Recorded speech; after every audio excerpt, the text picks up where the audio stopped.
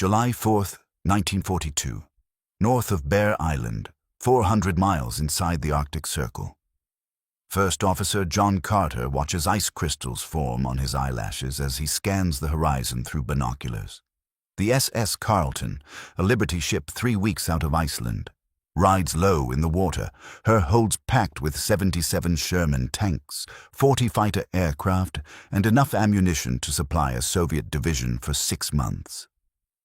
Around her, 34 other merchant ships plow through the grey Arctic Sea, escorted by 6 destroyers, 4 corvettes, 3 minesweepers, 4 armed trawlers, 2 anti-aircraft ships, and 2 submarines. The sun hasn't set in weeks. At 2 in the morning, it hangs pale and cold above the ice pack to the north, turning the sea silver. Carter lowers the binoculars. His hands shake, not from cold. The convoy Commodore's signal lamp has been flashing for 3 minutes. The message makes no sense. "Convoys to scatter," the lamp reads. "Proceed independently to Russian ports." Behind him, Captain Morrison emerges from the bridge, face grey. "They're ordering us to scatter," he says. "The escorts are leaving." Carter watches the destroyers wheel away, their wakes white against the dark water. Within 20 minutes, every warship has vanished over the horizon, running west at maximum speed. 35 merchant ships, suddenly alone, begin turning in different directions. Some head for the ice pack, others make for the Soviet coast. The Carleton's engines throb as Morrison orders full speed ahead. "What happened?" Carter asks. Morrison doesn't answer. He's staring at the sky. The Focke-Wulf Condor appears at 14,000 feet, a 4-engine reconnaissance aircraft that circles the scattered ships like a vulture. Carter can see the black crosses on its wings. For 2 hours, it circles, never coming within range of the merchant ship's deck guns, just watching, reporting. The torpedo bombers arrive at 4 in the afternoon. Heinkel, He-111s, flying low over the water in groups of 3 and 4. The Carleton's gunners open fire, tracers arcing across the sky, but the Heinkels are fast, and the merchant ship's ancient 3-inch gun can't track them.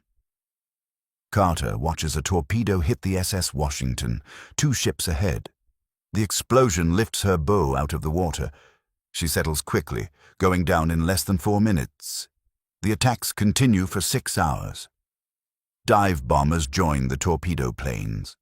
U-boats surface among the scattered ships, firing deck guns at point-blank range. By midnight on July 5th, 7 merchant ships have been sunk. By the end of the week, 24 of the 35 ships that scattered are gone. The Carleton survives by running into the ice pack and hiding among the floes for 3 days, her crew chipping ice off the superstructure every hour to keep her from capsizing. When Carter finally reaches Arkhangelsk on July 14th, he finds 5 other survivors already in port. The harbor master, a Soviet Navy captain named Petrov, comes aboard to check their cargo manifest.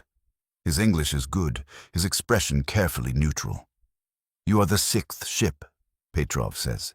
"We expected 35. Morrison shows him the signal ordering the scatter. Petrov reads it twice, then folds the paper and puts it in his pocket. "I will need to report this," he says. 3,000 miles south in Moscow, Joseph Stalin receives the casualty reports from convoy PQ-17 on July 10th. He's in his Kremlin office, reading intelligence summaries from Stalingrad, where German forces are approaching the Volga. The city is barely holding. Soviet factories are producing tanks and aircraft at maximum capacity, but the German advance continues. The Luftwaffe controls the skies. Soviet tank crews are dying in obsolete T-26s that can't penetrate German armor. The Arctic convoys carry the equipment that might change that. American M4 Sherman tanks with 75mm guns, British Hurricane fighters, anti-aircraft guns, radio equipment, medical supplies, trucks, everything the Red Army needs to stop the Wehrmacht. Stalin reads the PQ-17 report 3 times. 24 ships sunk, 430 aircraft lost. 210 tanks lost. 3,350 vehicles lost. 99,316 tons of cargo at the bottom of the Arctic Ocean. He picks up the telephone. "Get me Molotov," he says. Vyacheslav Molotov, Soviet foreign minister, arrives within 10 minutes. Stalin hands him the report without speaking. Molotov reads it, his face revealing nothing, though his hands tighten on the paper. "The British scattered the convoy," Stalin says. "They ordered the escorts to withdraw. They left the merchant ships defenseless." "The Germans must have had heavy surface units nearby," Molotov suggests. "The Tirpitz, perhaps. The escorts withdrew to avoid—" "The escorts withdrew," Stalin interrupts. "The merchants were slaughtered. This is the result." Molotov waits. Stalin stands and walks to the window overlooking the Kremlin walls. Outside, Moscow is preparing for possible German attack. Anti-aircraft batteries line every major street. Barrage balloons float above the city. Trenches scar the parks. "Send a message to Churchill," Stalin says. "Ask him to explain this disaster. Ask him why British escorts abandoned American ships carrying supplies for Soviet forces. Ask him politely." The message goes out on July 11th. Churchill's response arrives on July 14th. It's 3 pages long, explaining that intelligence indicated the German battleship Tirpitz and heavy cruisers Admiral Scheer and Admiral Hipper were leaving Norwegian fjords to attack the convoy. The Admiralty, fearing a massacre of both merchants and escorts, ordered the scatter to give individual ships a chance to escape. The German surface units never actually sailed. The intelligence was wrong. Churchill's message continues. "The Arctic route is too dangerous during the summer months when there's 24-hour daylight.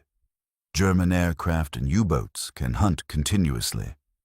The Royal Navy cannot guarantee protection. Therefore, Arctic convoys are suspended until September, when darkness returns to the northern latitudes." Stalin reads Churchill's message in his office, alone. He reads it twice. Then he picks up a pen. The message he dictates to Molotov on July 23, 1942 is brief. It will be delivered to Churchill through diplomatic channels and will become one of the most famous exchanges of the war. "I received your message," Stalin's note begins. The translation is formal, the tone ice-cold. "First of all, I must tell you that, according to the information we have, the loss of the convoy in question was caused by the order of the British Admiralty to the escorts to withdraw from the convoy and return to Britain, and by the order to the convoy itself to scatter and make for Soviet ports singly." Stalin continues, his words precise. "Our naval experts consider this order to be puzzling and inexplicable. I must say that I cannot agree with your arguments that the impossibility of sending further convoys to the northern ports of the Soviet Union is due to the danger of losses. Losses are inevitable in war.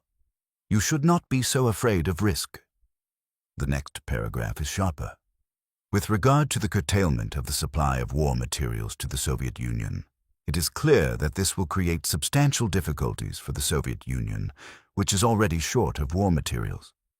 But the final paragraph contains the real message, the one that Soviet diplomats will later describe as unusually direct, and that British officials will privately call insulting.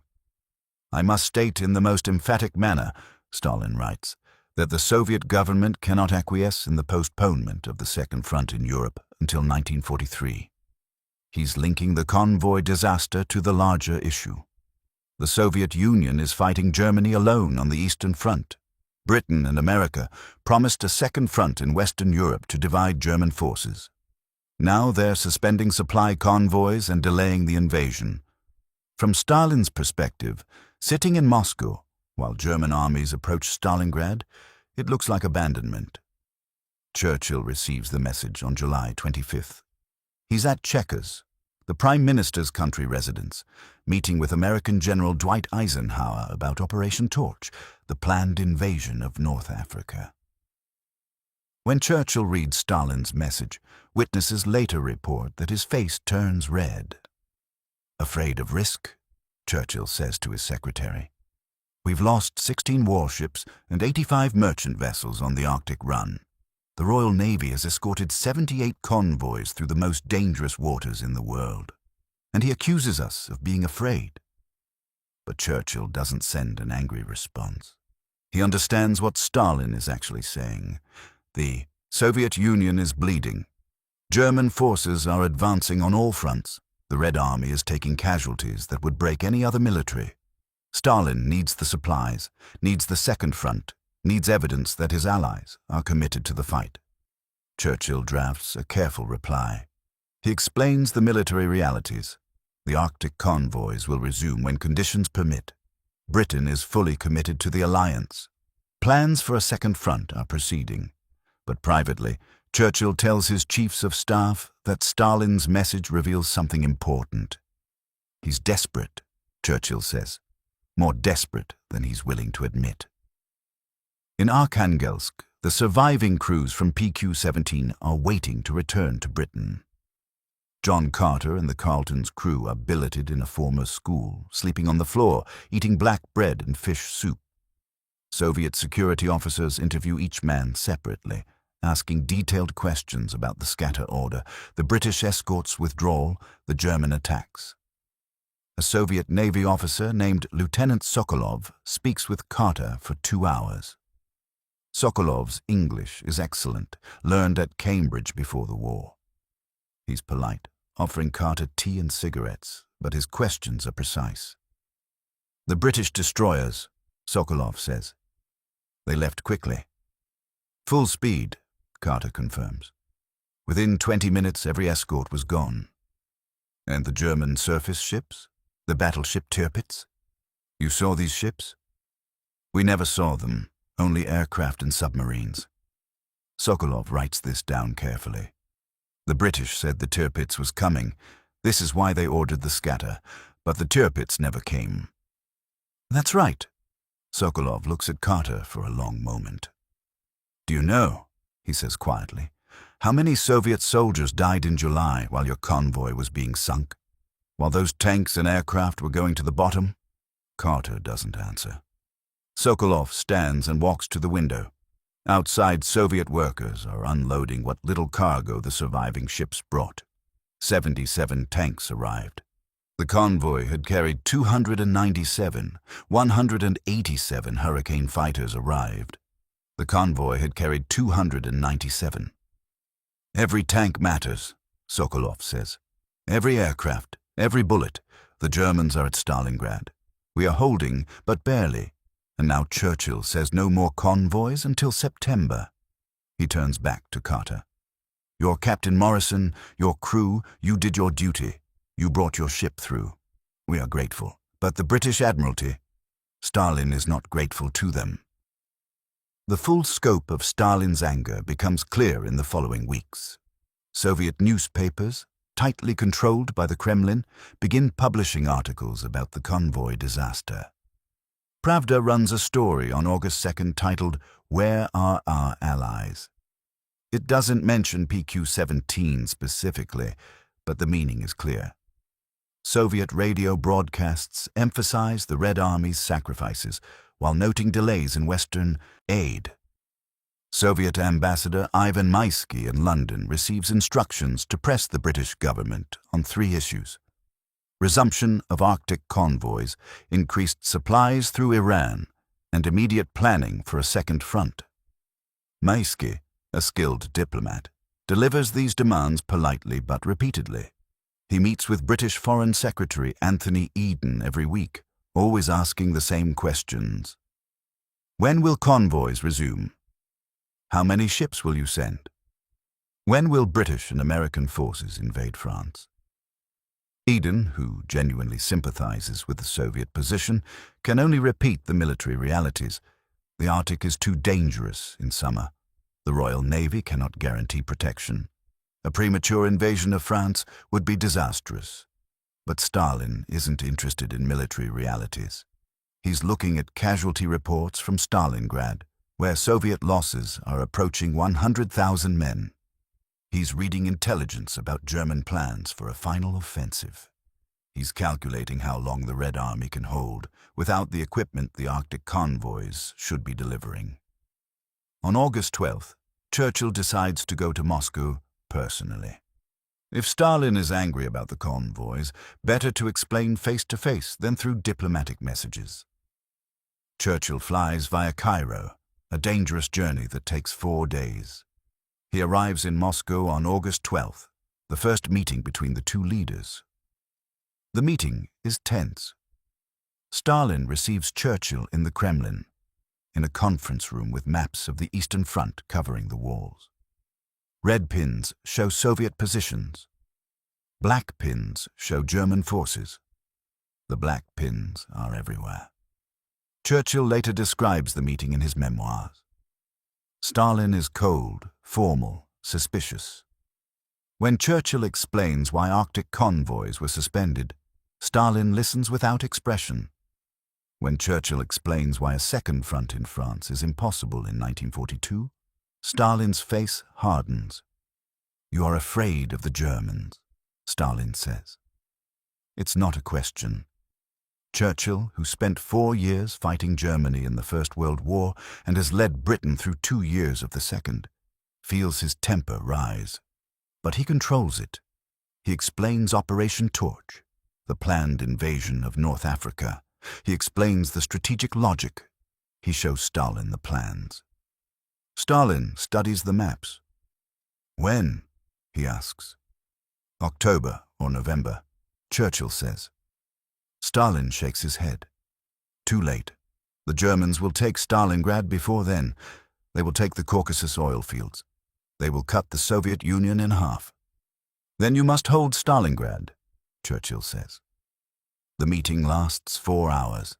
They reach no agreement on convoys or the Second Front, but something shifts. Stalin begins to understand that Churchill, whatever his faults, is genuinely committed to defeating Germany. Churchill begins to understand the impossible pressure Stalin is under, fighting a war that's consuming his country.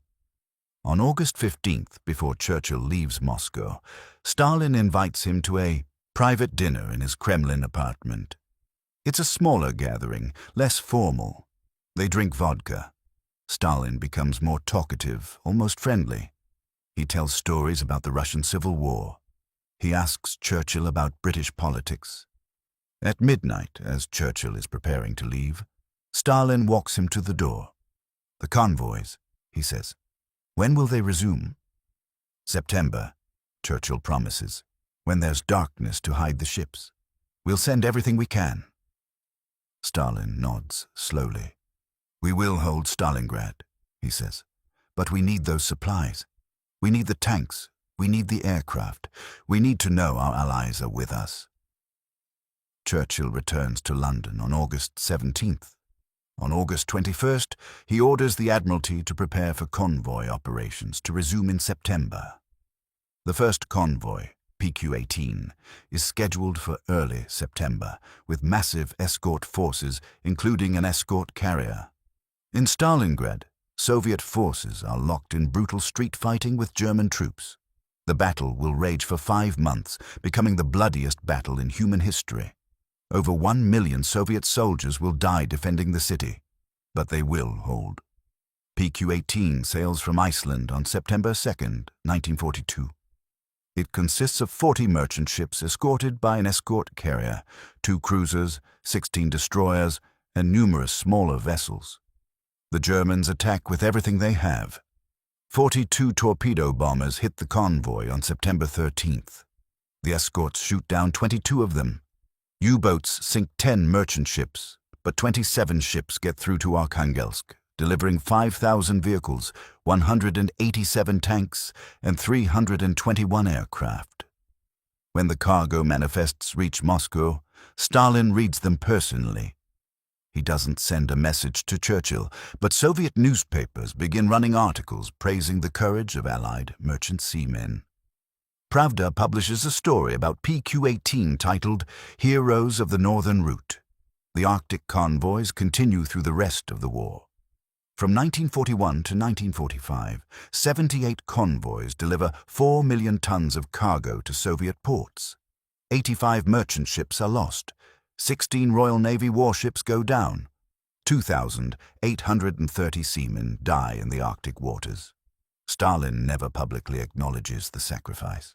Soviet propaganda emphasizes the Red Army's victories, downplaying Western aid. But privately, Soviet military leaders understand the convoy's importance. Marshal Georgy Zhukov, who commands Soviet forces at Stalingrad and later leads the drive to Berlin, will write in his memoirs that American trucks and British aircraft were essential to Soviet victory. John Carter survives the war. The Carleton makes 3 more Arctic runs before being torpedoed off Murmansk in December 1943. Carter spends 4 hours in the water before being rescued by a Soviet destroyer. He's taken to a Soviet naval hospital in Murmansk, where he's treated for hypothermia and frostbite. Soviet Navy officer visits him in the hospital. It's Lieutenant Sokolov, the officer who interviewed him in Arkhangelsk after PQ-17. Sokolov brings vodka and chocolate. "You came back," Sokolov says. "After PQ-17, after seeing what happened, you came back." Carter, wrapped in blankets, his fingers bandaged from frostbite, manages a smile. Someone has to bring the tanks. Sokolov pours vodka into 2 tin cups. "Stalin asked about the convoys," he says, "about the men who sailed them. He wanted to know if they would keep coming after what happened to PQ-17. "What did you tell him?" "I told him the truth, that British and American seamen are brave, that they understand what we're fighting for, that they will keep coming." Sokolov raises his cup. "To the convoys, to the men who sailed them." They drink. Outside the hospital window, another convoy is visible in Murmansk harbor, unloading cargo in the Arctic darkness. Cranes swing tanks onto the docks. Trucks line up to carry supplies to the front. Soviet soldiers watch the process with expressions Carter has learned to recognize. Hope, determination, the knowledge that they're not fighting alone. The answer to what Stalin said when American convoys started being sunk is more complex than a single quote. It's in the cold fury of his July 23rd message to Churchill. It's in the diplomatic pressure Soviet ambassadors applied in London and Washington. It's in the newspaper articles and radio broadcasts. It's in his face-to-face confrontation with Churchill in Moscow. But mostly, it's in what Stalin did after the convoys resumed. He never thanked the Allies publicly. Soviet propaganda continued to emphasize Soviet sacrifices and victories. But Stalin kept the northern ports open. He assigned the best Soviet pilots to provide air cover over Murmansk. He ordered Soviet destroyers to escort damaged merchant ships to port. He made sure arriving convoys were unloaded quickly and efficiently. Because Stalin, for all his paranoia and brutality, understood something fundamental. The Soviet Union was fighting for survival. The Arctic convoys, dangerous as they were, represented Allied commitment to that fight. Every tank delivered was one more weapon against the Wehrmacht. Every aircraft was one more chance to contest German air superiority. Every bullet brought Soviet victory closer. The PQ-17 disaster tested that understanding. The suspension of convoys threatened it. But ultimately, the convoys continued. The supplies kept flowing. And the Soviet Union, supplied partly by those ships sailing through the Arctic darkness, held at Stalingrad, pushed back at Kursk, and drove west to Berlin. In 1945, after Germany's surrender, Churchill visits Moscow again. At a Kremlin reception, Stalin raises a toast. "To the merchant seamen," he says, "who sailed the northern route, who brought us what we needed, who never stopped coming." It's the closest Stalin ever comes to acknowledging what those convoys meant. The closest he comes to admitting that his anger in 1942 came from fear. Fear that Britain and America would abandon the Soviet Union to fight Germany alone.